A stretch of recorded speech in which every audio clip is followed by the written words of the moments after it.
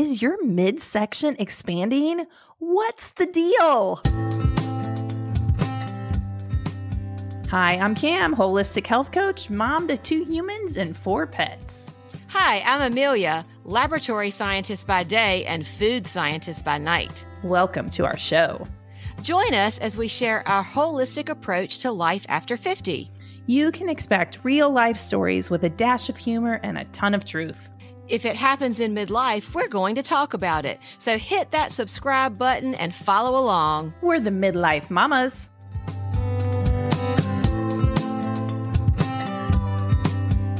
I know, right? There is so much more to expanding midsections than just calories.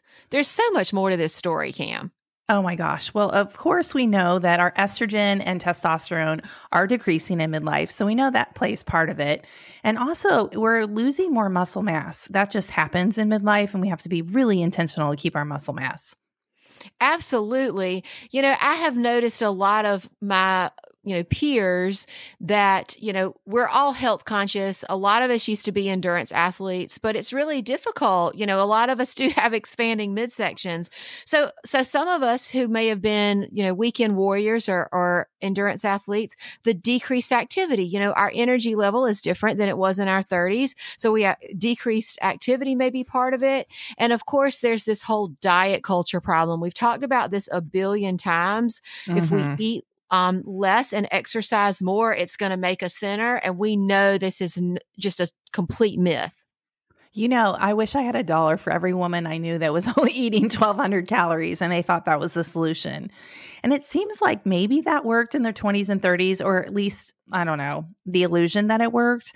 But after 40 in perimenopause and menopause, that is not sustainable at all. No, and it's so not healthy. And at least when I was in my 20s, the diet culture back then was low fat this, no fat that. There was no talk of adding color and texture and vegetables to your diet, which we know to be low calorie anyway. But there was so much missing to that fake.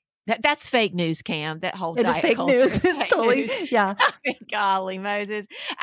Dietary fat does not add fat on your body.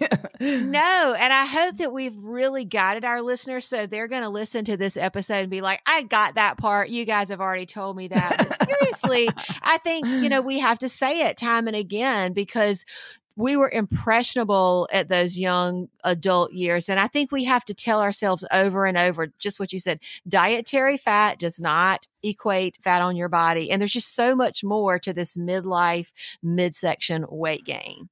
Absolutely. So let's start with food sensitivities, because actually that might be one of the reasons why you feel fluffy in your midsection. Maybe you have gas, maybe you have bloating, maybe you notice that after you eat certain foods that you notice you don't feel great. Has that ever happened to you? 100%. It hasn't happened in a long time, but I have experienced it. And I think that, gas and bloating, you may not even know the level to which you're experiencing this.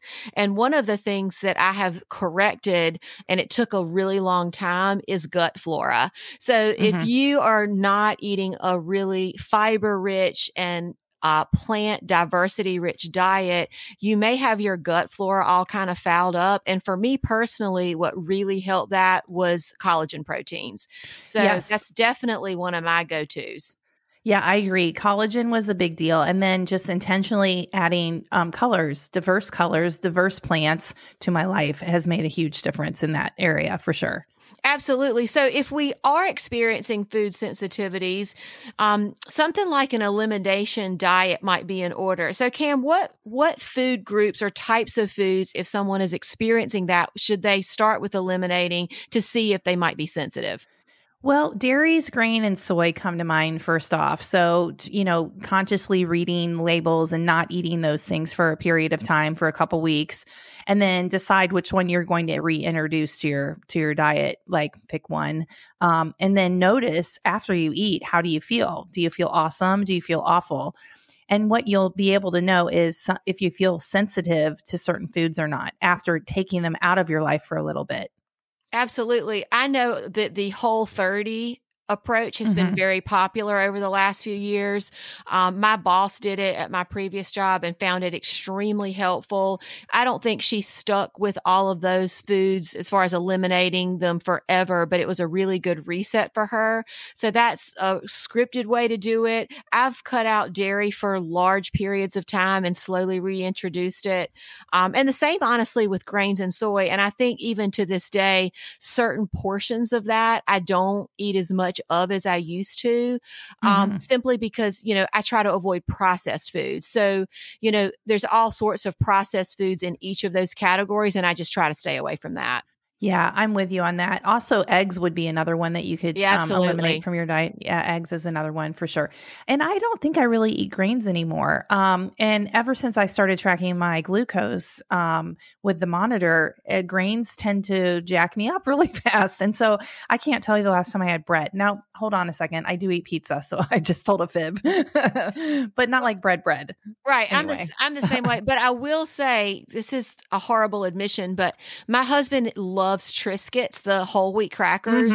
That's definitely a grain. But when we're looking at processed foods, believe it or not, those crackers have 3 ingredients. And so I don't feel quite as bad. It's not a refined white thing that I'm eating. And I don't know if rice is considered a grain, but I did make paella last weekend and it was super good. So if that's a grain, I'm still in on that. Yeah, I haven't really had rice either, but I do want to tell you a rice story. One of my friends messaged me earlier this week and she said, Cam, can I ask you a question? I said, you got it. And she said, could rice make you feel bloated? And she loves rice and eats it all the time, several times a week. And she noticed in her late 40s, she looked a little pregnant and she's like, I think it's the rice. And I told her, you're probably right. And what she's going to do is eliminate it for a few weeks and then add it back in and see what happens. But who wants to walk around feeling all bloated and blah like that? So right, exactly. And I'd be really interested to know if this helps her. Whenever I consume things like that, I always think about what you've told us about blunting blood sugar spikes with things like cinnamon or having vegetables before your pizza or things like that. And so like with the paella, the rice was mixed in, but there was lots of green vegetables and there was onions and meat. So I didn't feel like I wasn't just eating rice, and I don't eat it every week. Like that was the first time I had bought rice in months. So, as with everything, there's a little bit of leeway, but if you are experiencing bloating, fully eliminating it for a few weeks might be something good to try. So after your meal, how did you feel? Did you feel awesome or awful? Do you recall? I wouldn't give it on an extreme, but I felt fine. But here's the thing, Cam, after we had it that one meal and it made a lot of it, it's been like 5 days and I don't desire it. It's like it satisfied what I wanted to eat, but then my body's like, okay, had enough. Don't need that again the next day. Yeah. One of my rice swaps in our house, well, I do use quinoa sometimes, which is actually a seed. It's not a grain and it has more protein in it, but also Banza rice, Banza. Yeah, you told me about that. Too. Yeah. Yeah. So it's made out of chickpeas and so therefore it has more protein in it than, let's say, rice, for example. And I haven't tested it head to head like rice versus Banza rice as far as blood sugar goes. But I'm guessing for me, based on what I know about myself, that the Banza rice, I would have less of a reaction. In fact, we're having that tonight. We're having Banza rice. That's awesome. That's a really good thing to know. And you wouldn't even know. It's an easy swap. You wouldn't even know that it's not like regular rice. Anyway. That's super cool. Uh-huh. Okay, so that's food sensitivity. One more thing before we move on for gut health. In as little as 2 weeks, choosing to eat different colorful, fiber-rich foods, you can change the bacteria that lives inside of you for the better, which is amazing. So we have good guys and bad guys in our gut, and simply feeding the good guys win and you feel better. And that's a good thing. That is a good thing. And for the non-scientist people who might be listening, a good way besides the gas and bloating is, are you regular? In other words, do you poop every day? Not a most popular topic, but in our world, Cam, both in the midlife world and in the health and wellness space, we talk about poop occasionally. So ladies, make sure you're having a BM at least every day. Yes, absolutely. And if you're hypothyroidism, constipation is definitely one of the things I keep an eye on. So, if you also have thyroid problems, make sure you're going to the bathroom. Absolutely. And if you're really curious, there's the Bristol stool chart. You can check it out and examine what's really happening. So that's so fun. We talked about breast milk in our 20s and 30s, and now we're talking about a stool chart. Like, at least we're not talking about Depends yet, Amelia. Exactly. At least it's not Depends. Oh my God, you're so right. I love it. We'll get there, maybe. No, maybe. Yeah. No, I'm going to say no. We're not going to get there. Okay. So anyway, food sensitivities is reason number 1. Reason number 2, you may just be overdoing it. That happens. Absolutely. How many times have any of us been a victim of, and I say victim very loosely because we're not victims, right? Mindless snacking. So whether you're a stress eater or a bored eater, or you're watching some Netflix or whatever, mindless snacking can quickly get out of control. So that's probably my number 1. I wouldn't say problem, but awareness is to be very intentional with snacks. Yeah, I agree. I try not to snack, but sometimes we're watching Bosch right now on not on Netflix, on Amazon. And if we have a glass of wine and the crunchy stuff comes out, like the chips or the crackers, I think I told you my story with my almond flour crackers when I was mindlessly eating them when I was working on the computer. Don't do that. Anyway. Hold on a minute. Just about the alcohol, I think that's another reason that we mindlessly snack, because, when we're drinking a little bit of, cheer, it can really lower our inhibitions. It can lower our sensitivity, as it were, to control. And so I feel like, have that glass of wine if you want to, have that cocktail, but just make sure that you are cognizant of what you're eating while you're having that cocktail or that glass of wine. Yeah. And as far as snacking goes, the strategy that works well for me is just to put it in a bowl, like control the pour, and don't take the box or the bag. No, 100%. Yeah.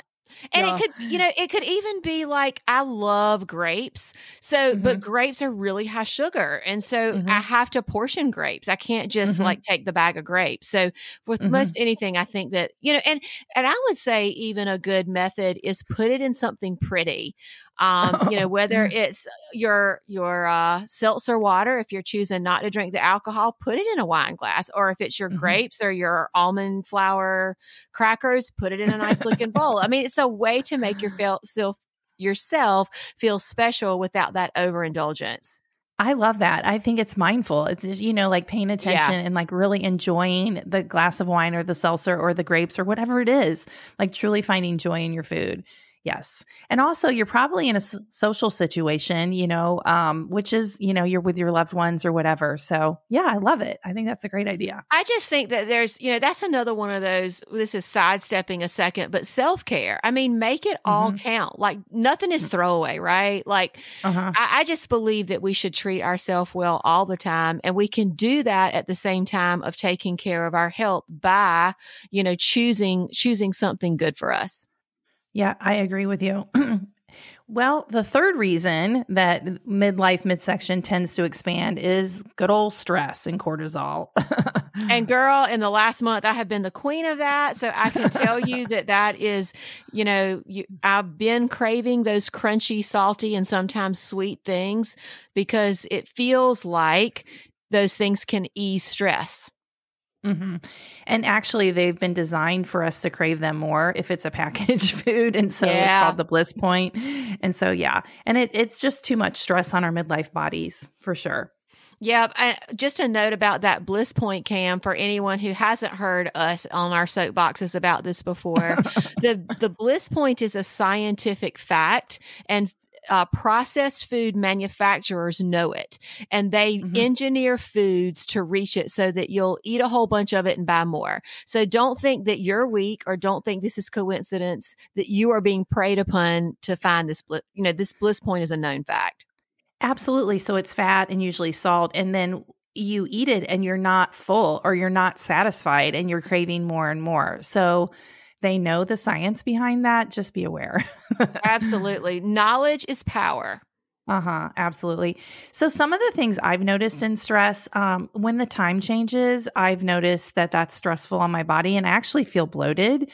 So it kind of goes back to your midsection. And also I experienced it, went to California in May. So that's a 3-hour time change. And I got bloated then. And I was like, what is going on? This is new.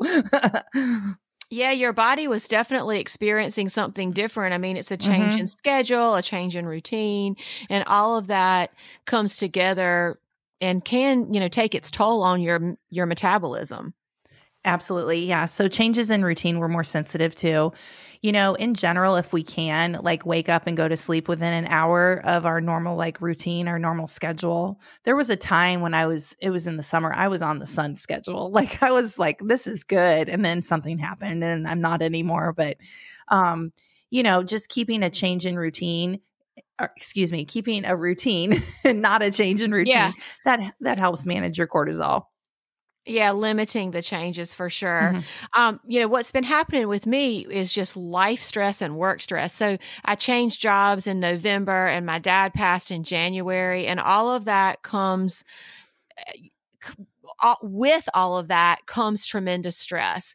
And I talked about this a little bit on last week's episode, but 2 weeks after my dad passed, I just kind of had a couple of really, really tough weeks. And I attributed it to work, because getting a new job is very stressful. And I had reached a point where I was, had learned a lot and the newness was kind of wearing off. And then it became more of a grind, and it became, why can't I be proficient at this all of a sudden? Like I suddenly wanted to be really good at it. 3 months is not long enough to do that. So my friend described life as a bowl of water that sits precariously. And for me, my bowl of water was full. And so every time something happened, another drip of water would, drop into my bowl, and it would tip a little bit and a little would fall out. So 2 weeks of that left me feeling extremely, not just stressed, but vulnerable and tired and wired and all the things that just, really keep your cortisol on overdrive. Did you notice your physical body change? Did you feel more fluffy or more inflamed in your gut? I didn't feel it in my gut. Oddly, Cam, I pretty much kept, and you're probably going to fuss at me, I pretty much kept my body movement routines that I had in place. And it seemed like my muscles appeared less defined. I know that's crazy. And I didn't really develop any new aches and pains or what I thought was inflammation, but it didn't appear so much in the structure of the way my belly looked. It was more the way my muscles looked. Yeah. So the right amount of cortisol is actually anti-inflammatory, which is amazing. And our cortisol naturally rises with the sun in the morning and then decreases as the day goes on. And so that's when melatonin kicks in, our sleep hormone. So cortisol has its role in life. The problem is when cortisol's running the show all day, every day. And then that's when we have the systematic inflammation, where we have inflammation throughout our body. Exactly. And I know you've told us 1,000 times, and I really believe this, that, we use more magnesium when we're under periods of stress. So I definitely this week have been trying to really get a little more equilibrium and get a bunch of that magnesium back on board. Yeah, right. And another thing that might help with this is taking a bath with Epsom salt. We just bought some more Epsom salt last week. And that's another way your body can absorb the magnesium without taking a pill, Absolutely. And, a lot of times when we're under stress, our sleep is disrupted.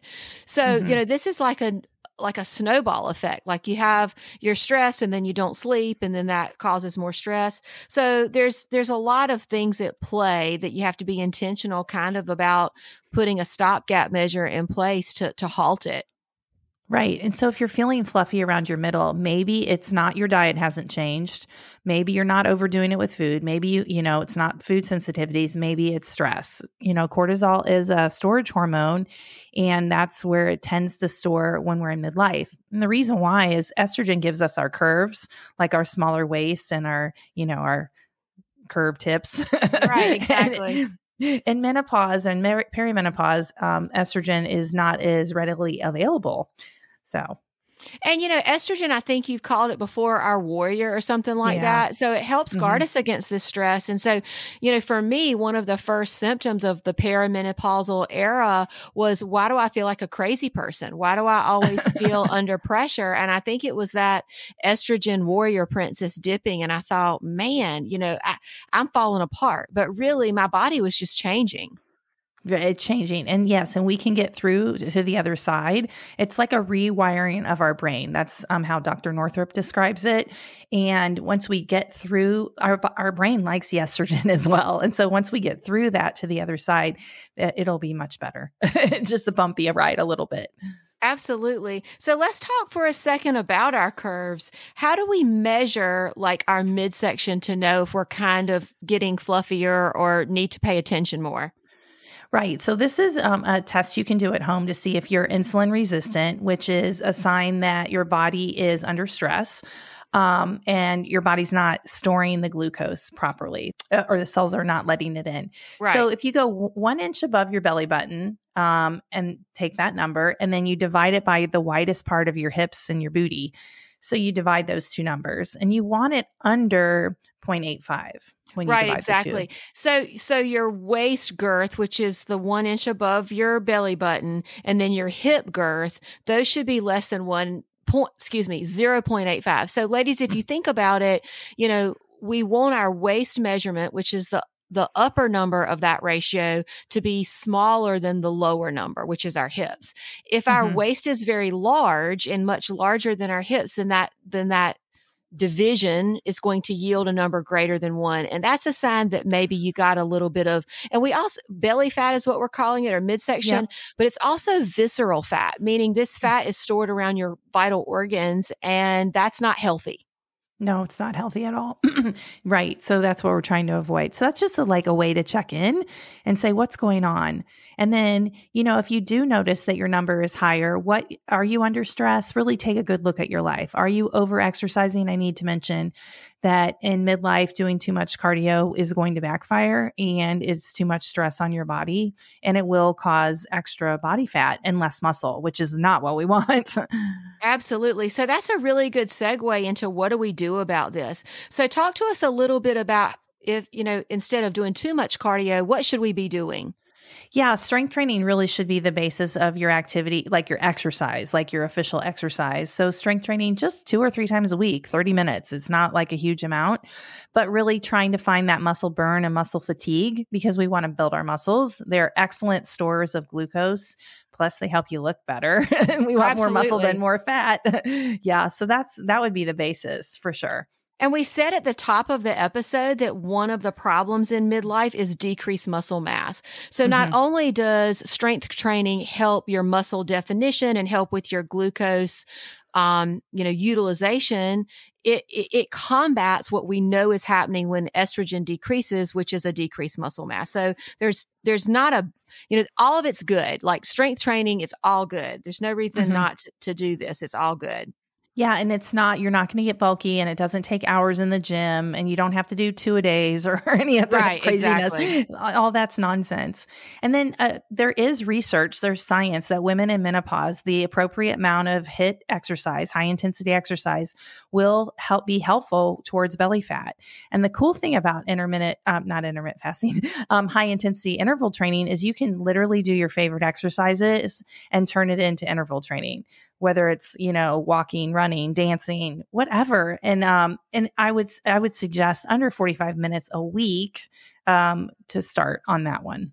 That's really good. And one thing that, with regard to strength training, that's similar, core work. So, when I was an endurance triathlete, honestly, I didn't do core work, which is really sad because the core is what really gives our frame structure so that we can stand upright and we have good posture. And all of those years that I spent so much time hunched over a bicycle or running where I was simply contracting, like my legs coming towards my core, I wasn't strengthening that internal corset, the front and the back body, in order to keep my structure strong. And I wasted a lot of really good, not good years. I mean, I did what I needed to do. My body held up, but I can't imagine how much stronger I would have been. So when we talk about core work, we aren't talking about sit-up ladies. So, Cam, tell us about some core work. Yeah. So your core is actually from your shoulders to your hips. It's like all of the stuff and front and back. I like that you mentioned that. And, in general, if you have an organized core and it's solid and then your arms and your legs move better. And so strength training is an excellent way to work your core. So like, I'm not talking about sit-ups. That's not what we're talking about. Everything is actually core work if you know how to organize your core and then move your arms and your legs. Absolutely. And anything that's got multi-dimensional movement, I have found to be really helpful, moving my body in all directions. Because, as a triathlete, we just kind of went forward. It was all about the forward motion. And I've had to learn how to move my body laterally and flex my upper abs, forward and kind of back, not to put my back in my low back in extension, but I've had to learn how to manage all of those muscles, the abs, what we typically think of as our six pack, but also our obliques, and your oblique muscles are really the ones that whittle that waistline, as it were, but also the back muscles. If you think about bringing your shoulders back and sliding your shoulder blades down, all of this is so good for your posture. It's so good for all over, movement in all planes. My poor mama, I love her and she's in great health, but she's starting to get a little bit of that dowager's hump. And so I hope that I'll avoid that by kind of strengthening this core, both front and back. Yeah, excellent. There are free workouts I have on my website, and so we'll link that in the show notes. So if you're interested, Beautiful. It's called Solid Center. There you go. Get a Solid I love Center. that name, Solid Center. That's awesome. Thank you. Very good. Thank you. Very good. Okay, so that's what we can do in the gym. So in the kitchen, what is happening in the kitchen, Miss Helpful Plate? Yeah, for sure. Well, the first thing is really obvious. We've already touched on this. Eating the rainbow, incredible amount of plant diversity is so vital. The plate composition should be mostly plants with, depending on if you're vegetarian, vegan, pescatarian, a portion of good quality protein is good, but plant diversity is probably the number one of my recommendations. Yes, I go through phases where I'll count how many different kinds of plants and seeds and nuts I can get in my life in a day, just for fun. Yeah, and I love that you brought up seeds and nuts, because those are important too. Those yield even a slightly different nutrition profile than just what we think of as plants or vegetables. So those are vital to the diet as well. It also brings up the need for protein and fiber. And in middle age, one of the things we touched on as far as gut health is not only our microbiome, but we don't want a sluggish gut. We want things to move through there. So we want an ample amount of fiber. And one of the best ways to get that is through plants. Now, some of the I don't know what resources, I don't know if they're government agencies or what, talk about whole grains for fiber, but I'm here to tell you plants are the best bet.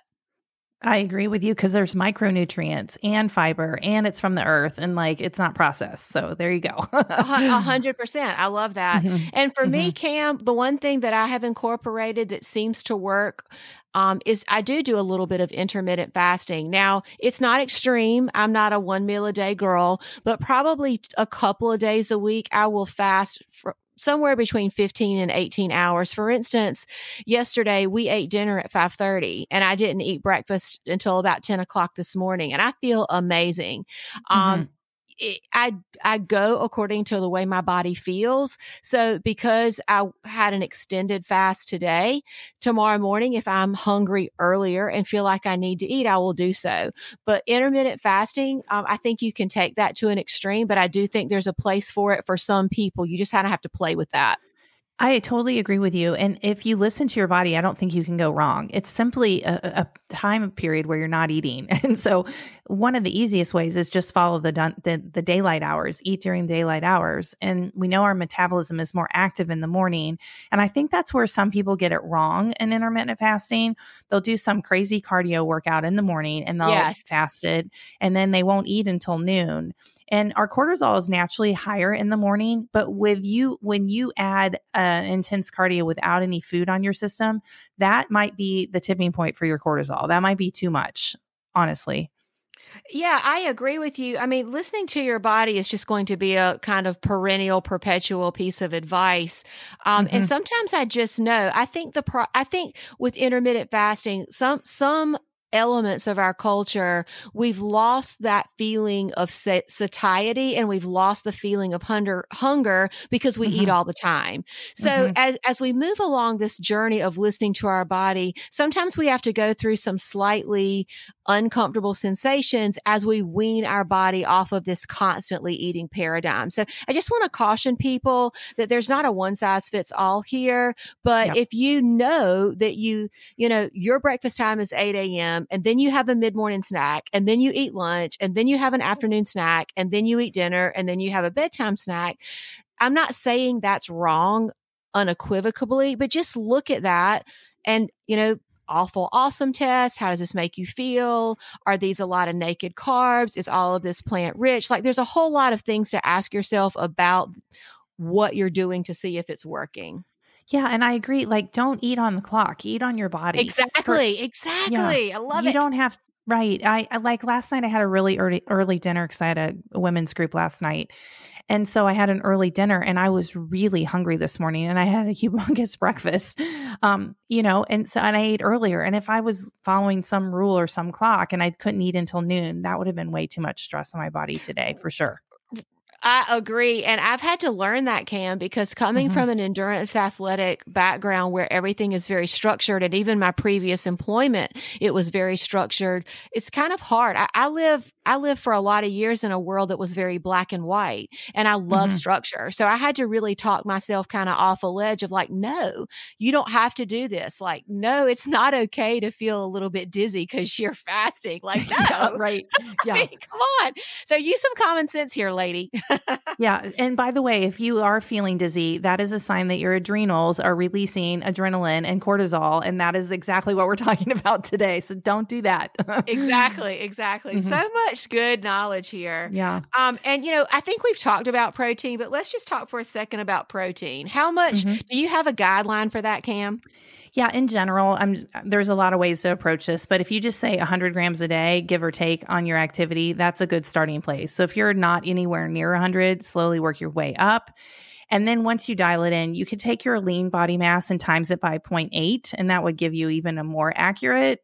But it seems like the women I work with, just trying to get to 100 is where we start. Yeah, 100. If you've not tracked this, 100's a lot. When I first started tracking mine, I was most days around 55. So it is a struggle. You have to be very intentional. Like this morning when I did break my fast, I had this beautiful blueberry and spinach smoothie that had vital proteins in it. I also put vital proteins in my coffee.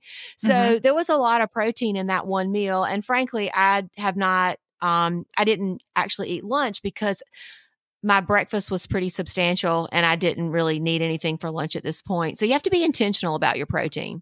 Yeah. And I mean, I don't mind tracking. I spot track, I would say. And it's just like awareness, bringing awareness to what you're eating. What are you putting in your body? And also, if we're building midlife muscle, which is a goal, we have to feed our muscles, and protein is what feeds our muscles. So if we're doing all this stuff in the gym and we're not feeding our muscles, then we're kind of not completing the circle, if you will. Right, exactly. It's more deprivation, honestly. So really, really good points. So lots of really good stuff about the body. Let's talk for a second about what we need to do for our minds in order to kind of get away from the fluffy girl.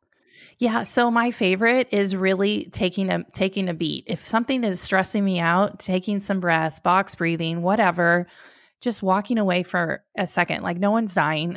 Like, why am I causing all this stress in my body, which is detrimental, right? Absolutely. And I've had to learn that with this new job. I'll be sitting at my desk thinking, oh my gosh, I don't know what to do or where to find this information. I'm panicking. And this little voice in the back of my mind says, you need to walk away from this. But this driven whatever reptilian part of my brain is like, no, you can't step away. It won't get done if you stop now. And that's such crap. Like I've had to tell myself, this is self-care. This is important. You'll be way more productive if you step away. And ladies, if you're anything like me, you're going to have to really talk yourself out of persisting in a stressful situation and stepping away to take those breaths. Yeah, even so we changed the time we were recording this today, and I was at the Kroger when she said we got to record. I was like, oh boy, I'm at the Kroger. And so unpacking the groceries today, I felt my anxiety starting because I'm like trying to hurry and I got to get downstairs and get on the podcast. And I was like, no, wait a minute. I'm going to put these groceries away. I'm going to stay calm and everything's going to be fine. And yeah, it was absolutely. Totally fine. Yeah, absolutely. Most of the times, and this is not about belly fat. And we've talked about this so much, Cam, but taking those thoughts to court, we talk about that like every episode. And I find that too is really important about stress, which hence belly fat is, is the framework that I'm thinking, this kind of downward spiral of thought and stress, is it real? And 9 times out of 10, it is not real. I have made this up in my mind and it's like, stop it. Yeah, we pick up these thoughts and like we make them our own and they become our truth and they're not even ours to begin with anyway. Exactly. And you know what? Here's the thing. When we talk about things like performance anxiety or pleasing someone else, we still get to choose. And I tell my children this all the time. And I remind myself, no one they can have an opinion about my work or anything about me, but they don't get to judge me. I'm the only person that gets to make that judgment. And once you take that power back, it is so liberating that it tends to decrease stress a little bit. Yeah. So I think what the bottom line is, if you're feeling stress rise in your body, just simply stop what you're doing, examine what you're thinking, take some good breaths, and everything's going to be okay. Everything is definitely going to be okay. Yeah. And I just want to remind people once again, by wearing this glucose monitor, if my thoughts send my blood sugar high often, and it's been really insightful. So it's not food. It's not food and it's not exercise. But by the way, food and exercise are also stress and will raise your glucose levels. But my thoughts also are a big player. Absolutely. Everything matters. So being very mindful and intentional with what you put in your body, how you move your body, and what you allow your brain to do is all important.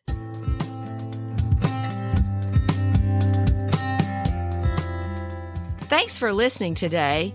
You can find us on Instagram at midlife.mamas. For all of our other contact info, check out the show description below, and we will talk to you next week.